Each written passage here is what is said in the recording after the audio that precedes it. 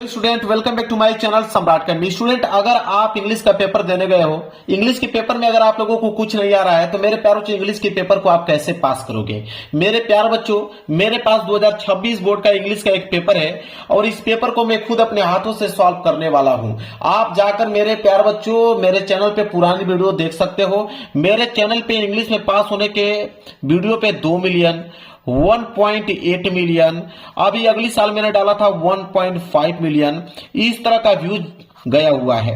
और उसमें जाके आप कमेंट पढ़िए, बहुत सारे पॉजिटिव कमेंट आपको देखने को मिलेगा कि नहीं सर बार बार मैं इंग्लिश में फेल हो रहा था, लेकिन आपकी वीडियो की मदद से मैं इंग्लिश में इस बार पास हो गया हूं और अच्छा नंबर लेकर आया हूं। मेरे प्यारे बच्चों गारंटी है, एक अक्षर भी आप लोगों को पढ़ने के लिए नहीं कहूंगा, न याद करने के लिए कहूंगा। पूरा का पूरा इस इंग्लिश का पेपर आप जो देख रहे हो, पूरा का पूरा इस इंग्लिश पेपर को मैं खुद अपने हाथों से सॉल्व करके दिखा दूंगा। यहाँ पे मेरे प्यारे बच्चों आप यकीन मानिए, आप 95% मार्क्स इंग्लिश में लेकर आओगे, कंफर्म है, अगर पूरा ट्रिक अगर आप समझ जाते हो तो। मेरे प्यारे बच्चों ये पेपर 70 नंबर का है, तो कम से कम मेरे प्यारे बच्चों 60 से लेकर 65 नंबर आप आसानी से ला पाओगे। अगर पेपर आप लोगों का 100 नंबर का रहेगा तो मैं गारंटी देता हूं कि 80 से लेकर 85 नंबर आप आराम से ला पाओगे। तो वीडियो को लाइक कर देना, चैनल पर नए हो तो चैनल को जरूर सब्सक्राइब कर लेना। मेरे प्यार बच्चों जो मैं आप लोगों को ट्रिक बताऊंगा, कुछ भी याद करने के लिए नहीं बताऊंगा। आपके पास देखिए मेरे पास पूरा का पूरा यह पेपर है, इस पेपर को पूरा का पूरा सोल्यूशन कर दूंगा इस बोर्ड एग्जाम की कॉपी पे, बस आप वीडियो पे बने रहिए। देखिए मेरे प्यार बच्चों एक चीज और मैं डिस्कस करना चाहूंगा, ये जो आप लोगों का पेपर है, पेपर 2 कैटेगरी से बन के आता है, आप इससे थोड़ा सा ध्यान दीजिए। एक आता है आप लोगों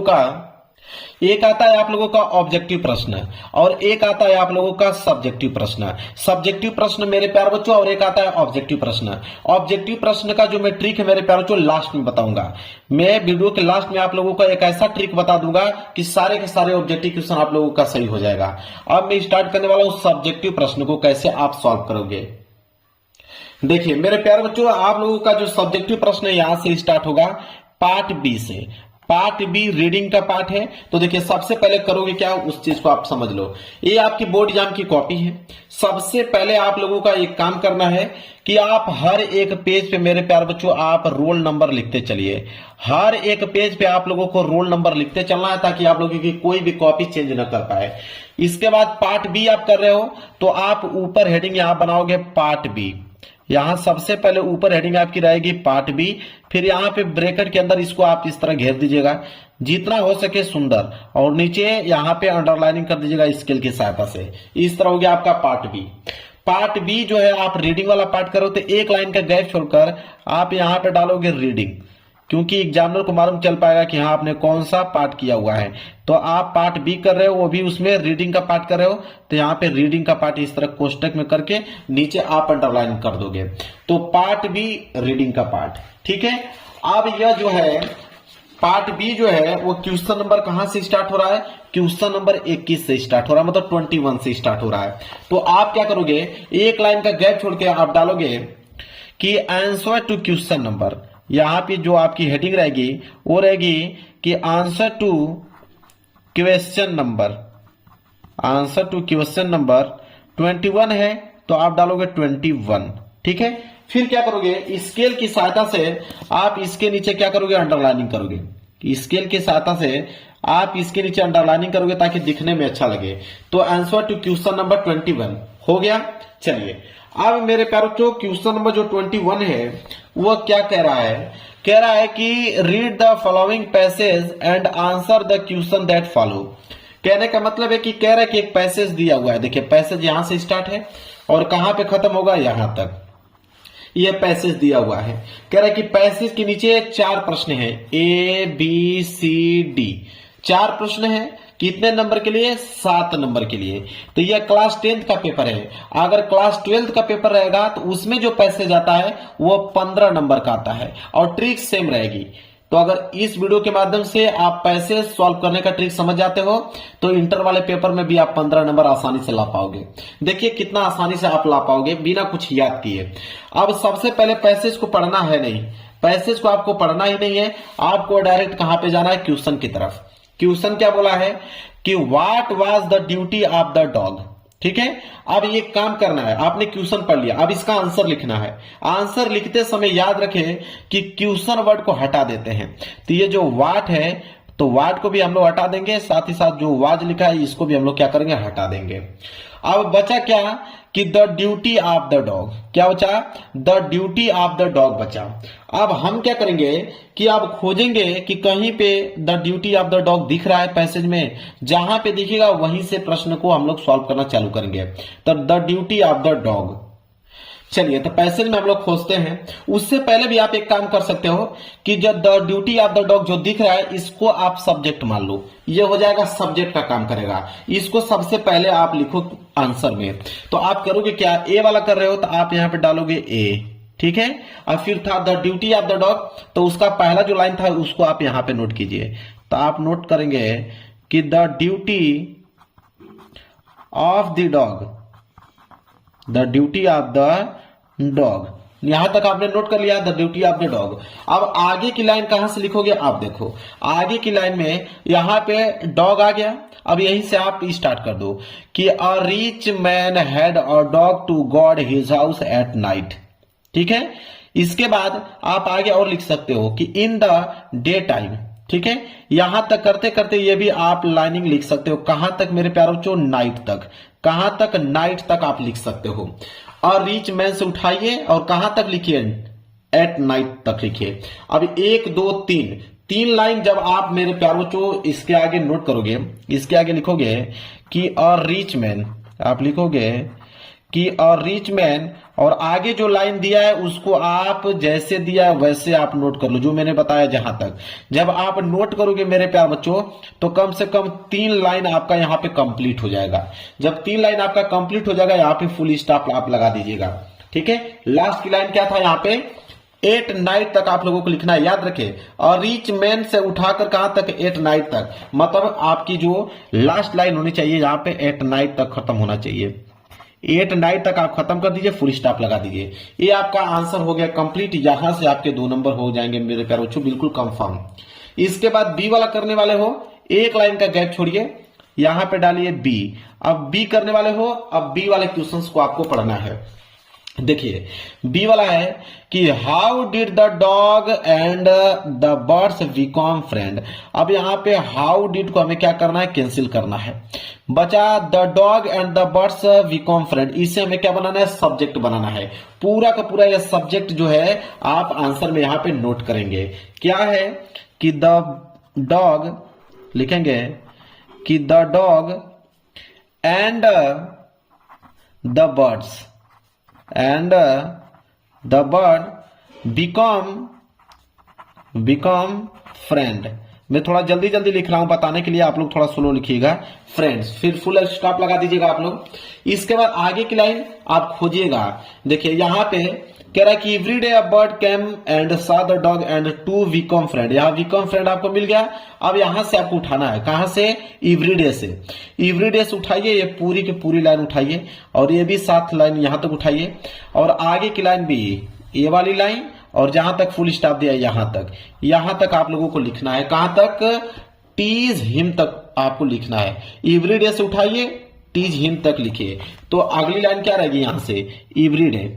अगली लाइन रहेगी यहां से कि एवरी डे, और जो लाइन आपका दिया है उसी तरह आप लोगों को यहां पे लिखना है। एक लाइन ये भी कंप्लीट हो जाएगा, ये भी कंप्लीट हो जाएगा, साथ ही साथ यहां तक। लास्ट लाइन क्या था, टीज हिम, तो आप लिखोगे टीज, इसके बाद लिखोगे हिम, फुल स्टॉप लगा दोगे।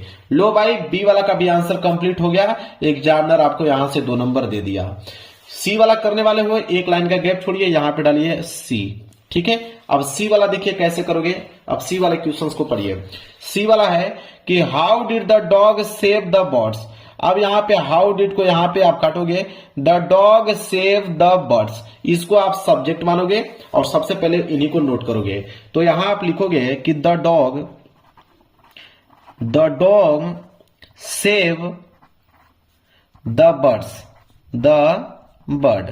इसके बाद आप लगाओगे फुल स्टॉप। अब आगे की लाइन क्या करोगे, अब आगे की लाइन मेरे प्यारे बच्चों यहां से बीच में से कहीं पे, मेरे प्यारे बच्चों कहीं पे डॉग आपको दिखाई दे रहा है, वहीं से उठाना चालू कर दीजिए। देखिए डॉग आ गया ना, तो आप यहां बीच में से उठा लीजिए।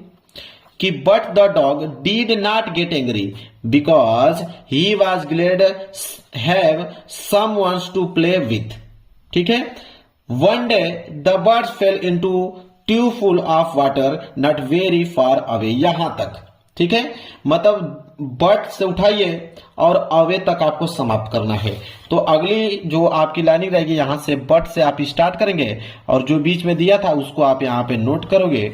नोट करते करते लास्ट की लाइन क्या था यहां पे, फार अवे, तो यहां पे लिखोगे फार अवे, इसके बाद फुल स्टॉप लगा दोगे। लो भाई सी वाला का आंसर भी यहां पे कंप्लीट हो गया, 2 नंबर आप लोगों को मिल गया। पेज आपका भर गया। पेज जब भर जाए तो यहां कॉर्नर में आप लिख दीजिए पीटीओ। पीटीओ मतलब पेज टर्न ओवर। आप पेज को पलट दीजिए, फिर इस वाले पेज पर करना स्टार्ट कीजिए। चलिए पेज को मैंने पलट दिया। अब डी वाला करने वाले हो तो आप यहां पे डालोगे डी। ठीक है, डी आपने डाल दिया। अब डी वाला प्रश्न देखेंगे क्या है। कह रहा है कि find out the word in the passage which is opposite of near. कह रहा है कि नियर का अपोजिट वर्ड बताइए। तो नियर का अपोजिट वर्ड फार होता है। नियर का अपोजिट वर्ड जो होता है वो फार होता है। ठीक है। अगर आपको ना मालूम हो कि नियर का अपोजिट वर्ड फार होता है तब क्या करोगे, कौन सा ट्रिक लगाओगे वो समझिए। अब मेरे प्यारों को अगर आपको मालूम नहीं है कि नियर का अपोजिट फार ही होता है तो आप यहां से डायरेक्ट उठा सकते हो, आप यहां से हैवी उठा सकते हो। ठीक है। आप यहां से इनफ उठा सकते हो, समझ रहे हो। यहां से आप पीस उठा सकते हो। ठीक है। यहां से मेरे प्यारे बच्चों और चीजें जो आपको दिख रहा है, ये ब्रेक दिख रहा है, ब्रेक उठा सकते हो। मतलब इसमें से कोई भी कीवर्ड आप उठा सकते हो, कोई दिक्कत नहीं है। जो मन करे वो कीवर्ड यहाँ पे मेरे प्यारे बच्चों आप नोट कर सकते हो। वैसे नियर का अपोजिट वर्ड तो फार होता है, लेकिन आपको ना मालूम हो कि फार होता है तो मैंने जो जो कीवर्ड आपको बताया उसमें से कोई भी आप यहाँ पे लिख सकते हैं, कोई भी लिख सकते हैं। आपको एक नंबर यहां से आप लोगों को मेरे प्यारों को मिल जाएगा।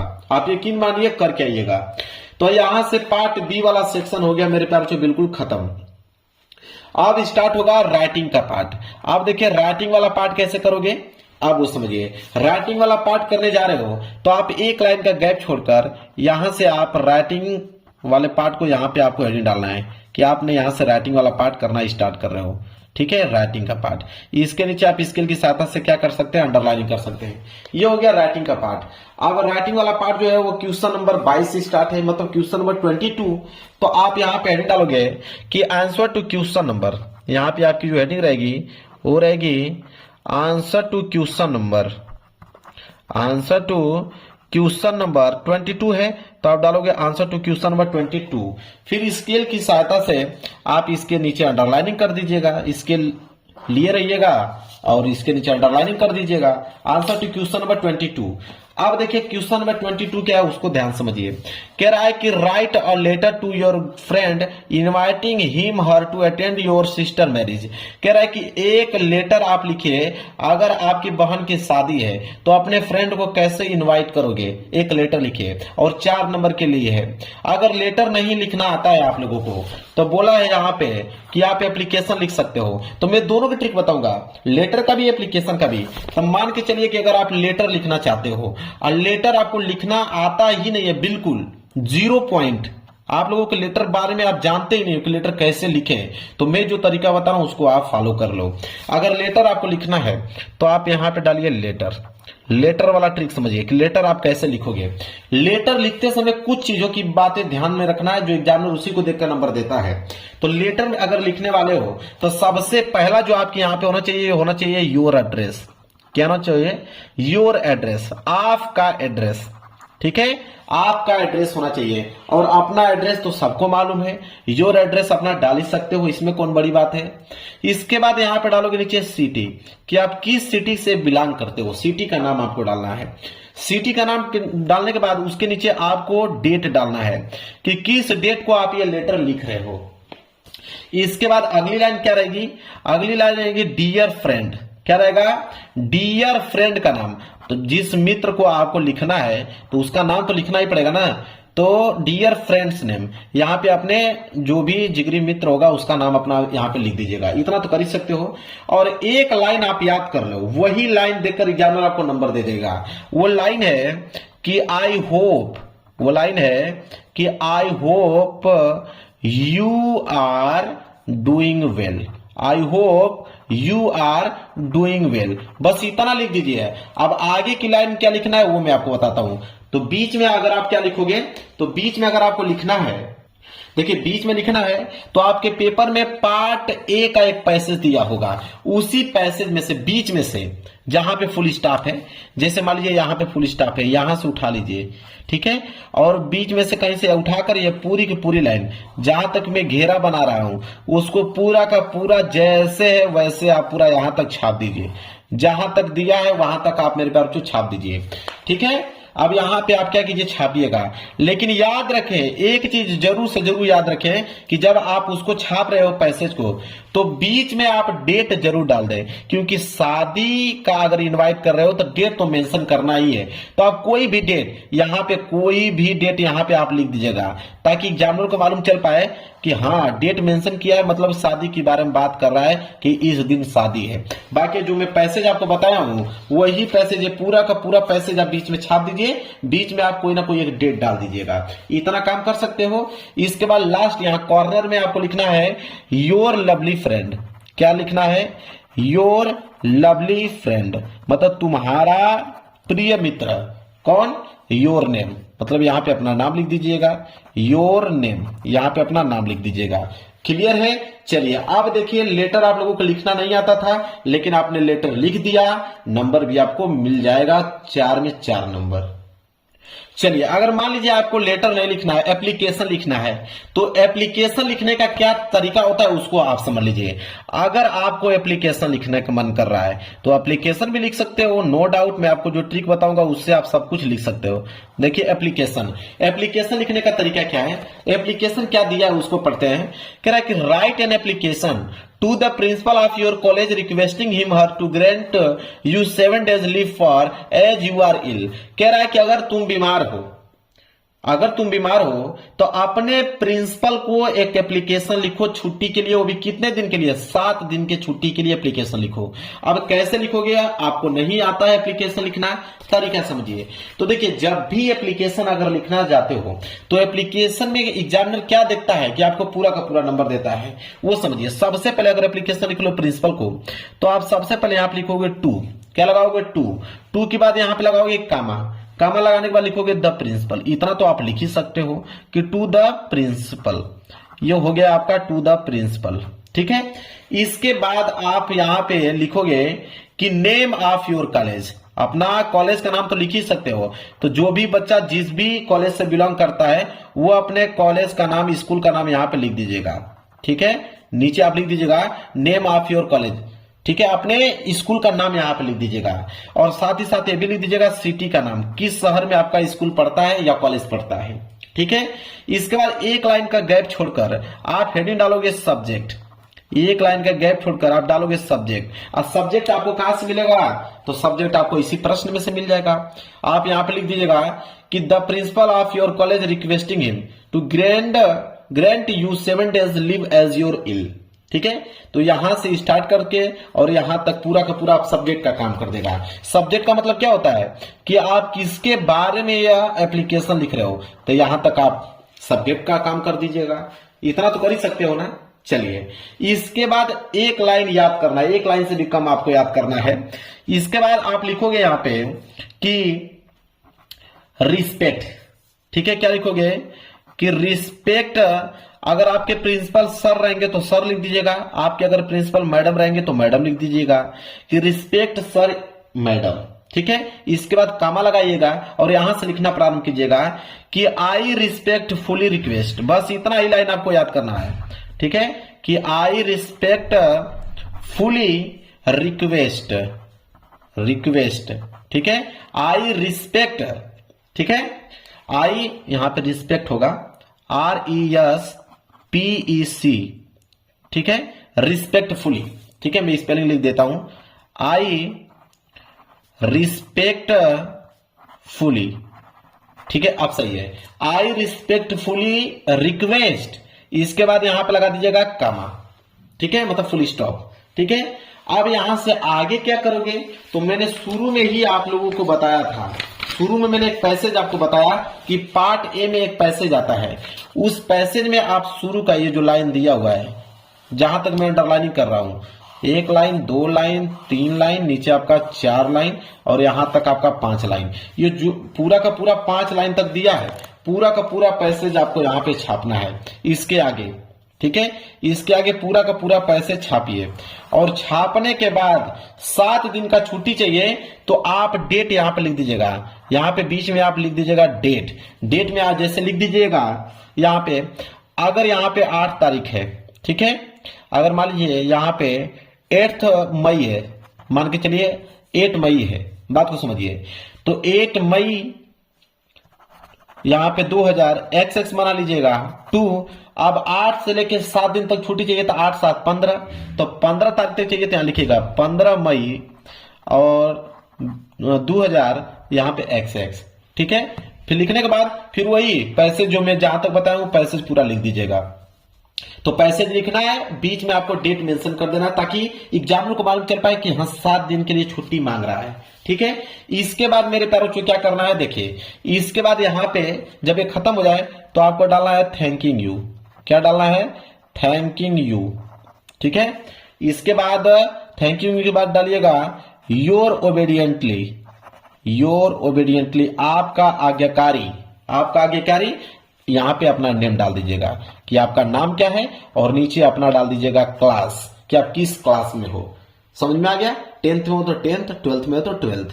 अब देखिए मेरे प्यारे बच्चों, एप्लीकेशन लिखना नहीं आ रहा था, लेकिन जो ट्रिक बताया हूं बस उसको फॉलो करिए मेरे प्यारे बच्चों। एग्जामिनर खुद ब खुद आपको 4 नंबर देगा, तो यह काम आप लोगों को करना है। तो लेटर एप्लीकेशन मैंने दोनों बता दिया आप लोगों को। चलिए अब अगला प्रश्न है प्रश्न संख्या 23। प्रश्न संख्या 23 है कि write a report on the importance of trees in about 280 to 100 word. अब मेरे प्यारों जो सिंपल आप समझिए, यहां पर रिपोर्ट लिखने के लिए बोला है कि एक रिपोर्ट लिखिए कि ट्रीज मतलब पेड़ का महत्व क्या है, और कम से कम 80 से लेके 100 वर्ड में आप लोगों को लिखना है। नीचे आपको हिंट भी दिया है, ठीक है।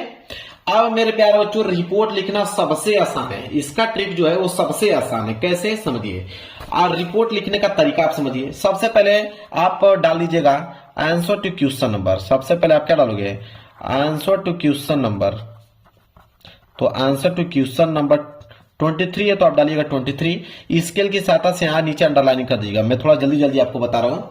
तो answer to question number 23 report आपको करना है। तो रिपोर्ट का ट्रिक समझिए कि रिपोर्ट अगर आपको लिखना है तो कौन सा तरीका आप अपनाओगे रिपोर्ट लिखने के लिए। तो रिपोर्ट में तो खुद हेडिंग दिया हुआ है, कैसे, हिंट में। तो हिंट में बोला है कि टाइप ऑफ ट्रीज, तो ये पहली हेडिंग हो गया। देयर यूटिलिटी, ये दूसरी हेडिंग। यहां से लेकर यहां तक तीसरी हेडिंग, यहां से लेकर यहां तक चौथी हेडिंग, और यहां से लेकर यहां तक 5वीं हेडिंग, और यहां से लेकर यहां तक 6 मतलब 6वीं हेडिंग। तो पहली हेडिंग क्या है, टाइप ऑफ ट्रीज। तो यहां पे आप डालोगे पहली हेडिंग टाइप्स ऑफ ट्रीज, ये आपकी पहली हेडिंग हो गया। अब इसमें लिखोगे क्या, अब ये समझिए।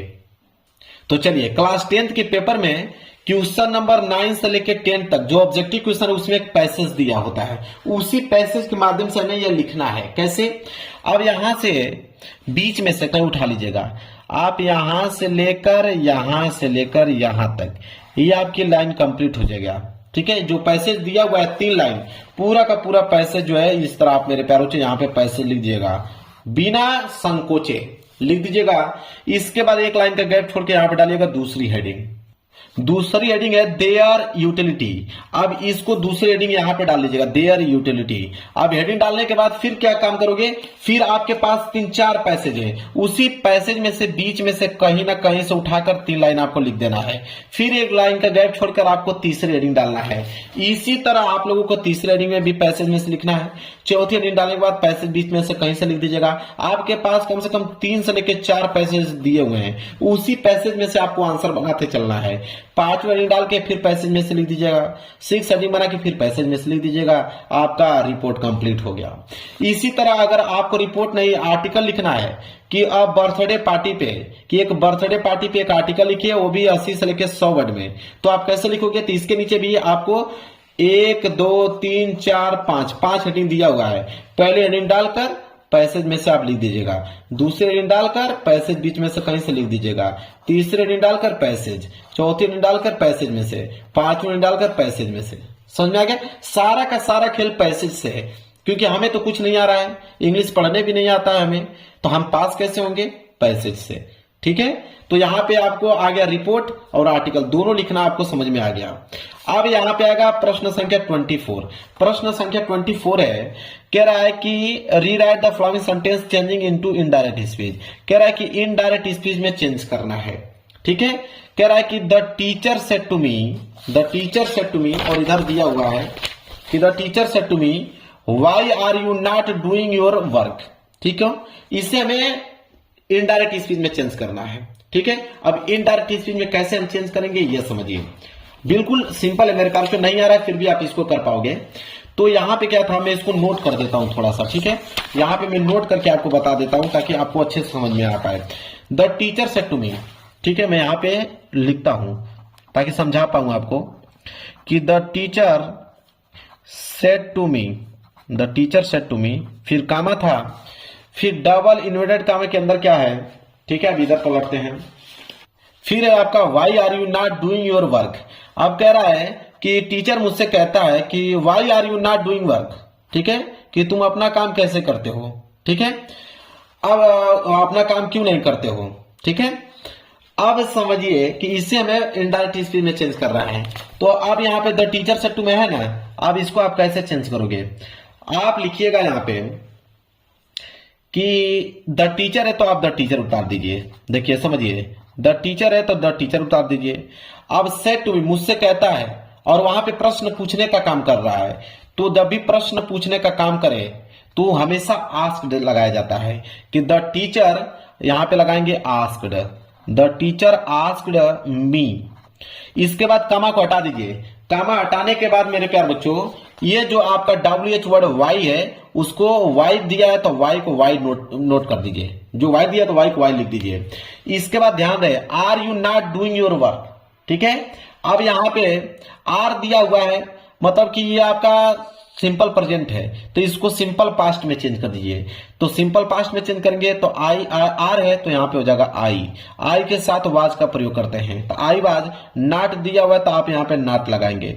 इसके बाद डूइंग है तो आप यहां पे डूइंग लिखिएगा। योर वर्क है तो यहां पे लिख दीजिएगा माई वर्क। योर वर्क है तो यहां पे लिख देंगे माई वर्क, फुल स्टॉप लगा दीजिए, हो गया भाई कंप्लीट। इसी तरह change the following to passive voice. Passive voice में चेंज करना है कि the king did not kill the tiger. तो देखिए, ये होता है सब्जेक्ट और ये होता है ऑब्जेक्ट। तो पैसिव वॉइस में ऑब्जेक्ट को सब्जेक्ट बनाते हैं, सब्जेक्ट को ऑब्जेक्ट बनाते हैं, वर्ब का थर्ड फॉर्म लगाते हैं, बाई का प्रयोग करते हैं। तो द टाइगर सब्जेक्ट का काम करेगा, तो ये हो जाएगा द टाइगर। ठीक है, ये हो जाएगा द टाइगर। अब यहां पे डिड नॉट है तो यहां पे हम लोग वाज नॉट का प्रयोग करेंगे। ठीक है, वाज नॉट, तो हो जाएगा द टाइगर वाज नॉट। इसके बाद वर्ब का थर्ड फॉर्म, किल का जो थर्ड फॉर्म हो जाएगा किल्ड। इसके बाद बाई का प्रयोग करेंगे और जो ये आपका सब्जेक्ट है वो ऑब्जेक्ट का काम करेगा, तो killed by the king, full stop लगा दीजिए, हो गया। चलिए, इसी तरह पेंचुएट द फॉलोइंग, इसको हमें पेंचुएट करके लिखना है। तो ध्यान है कि जब भी पेंचुएट करने के लिए दे, अब बोले यहां पे सेड टू आ जाए तो समझ लीजिए कि ये डायरेक्ट स्पीच का सेंटेंस दिया हुआ है। और डायरेक्ट स्पीच में क्या करते हैं, जैसे यह कैपिटल स्मॉल है तो इसको कैपिटल कीजिए, तो कैपिटल करोगे तो हो जाएगा रमेश, ये हो जाएगा रमेश। सेड टू, तो आप लिखोगे सेड टू, ये मोहन का पहला अक्षर एम जो है वो कैपिटल होना चाहिए, मोहन। तो रमेश सेड टू मोहन, इसके बाद कामा लगा दीजिए, इसके बाद डबल इन्वर्टर कामा लगा दीजिए, फिर आर यू नॉट। अब आर यू नॉट है तो इसको आप लिखोगे यहां पे, अब इन्वर्टर कामा के अंदर पहला अक्षर कैपिटल होना चाहिए, तो आर लिखोगे। ठीक है, मतलब ए स्मॉल है तो इसमें ए कैपिटल हो जाएगा। तो आर, यू है तो यू, नॉट है तो नॉट, इसके बाद गोइंग है तो गोइंग, इसके बाद टू प्ले टूडे, यहां पे इसके बाद आर से स्टार्ट हुआ, डबल इंट्रोगेटिव है। ठीक है, आर है, आर से स्टार्ट है मतलब इंट्रोगेटिव सेंटेंस है, तो यहां पे क्वेश्चन वर्ड लगाओगे और यहां पे डबल इन्वर्टेड कॉमा उसको क्लोज कर दोगे। क्लियर आ गया। इस तरह आप कर सकते हो। इसके बाद translate the following into English, मतलब ये जो दिया हुआ है कि मैं कल अपने माता पिता के साथ बाजार जा रहा था, रास्ते में मेरा एक घनिष्ठ मित्र मिला, उसने मुझे अपने माता पिता के बारे में बताया, हम दोनों एक दूसरे के बारे में जानकर बहुत प्रसन्न हुए। अब इसको आपको ट्रांसलेट करना है। ट्रांसलेट करना नहीं आ रहा है, कोई दिक्कत नहीं है। मैंने कहा आप लोगों को, मान लीजिए पैसेज दिया हुआ है, इसी पैसेज में से ये जो लाइन आपको बचा हुआ है, 1 लाइन, 2 लाइन, ये आपका 3 लाइन, ये आपका 4 लाइन, जैसे दिया हुआ है पूरा का पूरा इसके नीचे आप लिख दीजिए। एग्जामिनर जब चेक करेगा तो उसको मालूम चलेगा कि हाँ आपने लिखा हुआ है, इसका ट्रांसलेशन किया हुआ है, वो नंबर आप लोगों को दे देगा।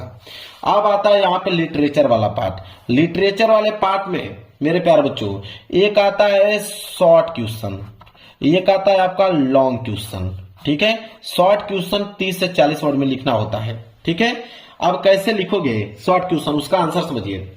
बोला है जैसे मान लीजिए कि answer the following question in about 30 to 40 word, 30 से 40 वर्ड में इसका आंसर लिखना है। बोला है ये वाला प्रश्न है कि व्हाट मेड लेंचो एंग्री, इसका हमें उत्तर लिखना है 30 से 40 वर्ड में, ताकि हमें 3 नंबर मिल पाए। तो हम व्हाट को यहाँ पे काट देंगे, मेड को भी काट देंगे, लेंचो एंग्री। अब यहाँ पे हम लेंचो एंग्री को सब्जेक्ट मान लेंगे, लेंचो एंग्री को हमने सब्जेक्ट मान लिया। इसके बाद हम क्या करेंगे कि बीच में से कहीं पे पैसेज दिया, मान लीजिए पैसेज दिया है, बस यहीं से उसके आगे आपको लिखते चलना है जब तक 30 से 40 वर्ड कंप्लीट ना हो जाए। यही काम मेरे प्यारे बच्चों आपको हर एक क्वेश्चन में करना है, 30 से 40 वर्ड में जो क्वेश्चन लिखना है। ठीक है, इसके बाद अगर मान लीजिए ये वाला प्रश्न आपको बी वाला करना है कि what did Valli do after she got into the bus, तो व्हाट डिड को काटिए, इसको आप सब्जेक्ट बनाइए, पैसेज में से उसके आगे लिख दीजिए। कब तक लिखना है, जब तक 30 से 40 वर्ड कंप्लीट ना हो जाए। समझ में आ गया आप लोगों को। इसी तरह आगे क्वेश्चन करना है। अब आएगा लॉन्ग, जो कि 4 नंबर मिलेगा, उसको 60 वर्ड में लिखना होता है। जैसे मान लीजिए ये दिया है कि how did Gautam Buddha convince किस्सा गौतमी दैट डेथ इज इनवेडिबल। ठीक है, अनवेडिबल दिया हुआ है। तो अब इसको हमें लिखना है 60 वर्ड में। तो हम क्या करेंगे कि जो हाउ डिड दिया है उसको हम कैंसिल कर देंगे। अब ये जो यहां तक पूरा लाइन दिया है इसको हम सब्जेक्ट बना लेंगे, पूरा का पूरा लाइन सब्जेक्ट में लिख दीजिएगा। इसके बाद उसके आगे क्या लिखिएगा, पैसेज में से आपको बीच में से कहीं से ना कहीं से 2-2 लाइन उठाकर हर पैसेज में से 60 वर्ड में उसको कन्वर्ट कर देना है। आपका आंसर भी कंप्लीट हो जाएगा, एग्जाम में पूरा का पूरा नंबर भी आप लोगों को दे देगा। यही काम आप लोगों को करना है। इसके बाद आता है 4 लाइन का पोयम लिखने के लिए। ये बात याद रखें, 3 नंबर मिलेगा आपको। 4 लाइन का पोयम लिखने के लिए आता है। तो देखिए पोयम लिखने का मैं तरीका आप लोगों को बता देता हूं, बहुत सिंपल है पोयम लिखने का तरीका। आप पैसेज उठा लीजिए, तो पैसेज में से जैसे आपने एक लाइन लिख दीजिए, उसके नीचे इतना छोटा लाइन लिख दीजिए, 2 लाइन, उसके नीचे ये तीसरी लाइन लिख दीजिएगा और उसके नीचे ये चौथी लाइन लिख दीजिएगा। मतलब 1 लाइन, उसके नीचे दूसरी लाइन, उसके नीचे तीसरी लाइन और उसके नीचे चौथी लाइन। 4 लाइन जब आपने छोटा छोटा लिख दोगे तो 4 लाइन का पोयम होता है। एग्जामिनर सोचेगा कोई ना कोई आपने पोयम लिखा हुआ है, वो नंबर आप लोगों को दे देगा। और अन्यथा अगर पोयम आपको याद है तो पोयम आपको तो सही से लिखना ही है, नहीं याद है तब जाके ये ट्रिक आप लोगों को लगाना है। इसी तरह सेंट्रल आइडिया आता है 3 नंबर के लिए। तो अगर सेंट्रल आइडिया लिखना है 40 से लेकर 50 वर्ड में, तो आप मान लीजिए डस्ट ऑफ स्नो पे लिखना वाले हो तो डस्ट ऑफ स्नो का हेडिंग डाल लीजिए और हेडिंग डाल लीजिए सेंट्रल आइडिया। सेंट्रल आइडिया इस तरह हेडिंग बना लेना है। और इसके बाद करोगे क्या, तो पैसेज में से आपको 2 लाइन इस पैसेज में से, 2 लाइन उस पैसेज में से, 2 लाइन इस पैसेज में से, इसी तरह करके कम से कम 40 से लेकर 50 वर्ड आपको बना देना है, ताकि आप लोगों का सेंट्रल आइडिया कंप्लीट हो पाए। यही काम आप लोगों को करना है। फिर आपका अगला प्रश्न आ जाएगा 29वां, वही शॉर्ट क्वेश्चन लिखने का। तो मैंने बता दिया कि शॉर्ट क्वेश्चन कैसे लिखना है। यहाँ पे व्हाट और वेयर का काटिए, यह सब्जेक्ट का काम करेगा। फिर आगे पैसेज में से आपको छाटकर 30 से लेकर 40 वर्ड बना देना है। बस यही काम करना है। इसी तरह करते करते आपका पूरा का पूरा ये हो गया कंप्लीट। ये 30वां प्रश्न भी है, 60 वर्ड में लिखना है, 4 नंबर मिलेगा। तो यहाँ पे बोला है कि give a character sketch of Malinda. तो यहाँ पे लिख दीजिएगा कि a character sketch of Malinda, ये हेडिंग हो जाएगी। और पैसेज में से आपको एक एक लाइन इस तरह आपको लिखते चलना है, ताकि 60 वर्ड जब तक कंप्लीट ना हो जाए। यही काम करना है। मैंने कुछ याद करने के लिए बोला आप लोगों को, कुछ भी याद करने के लिए नहीं बोला।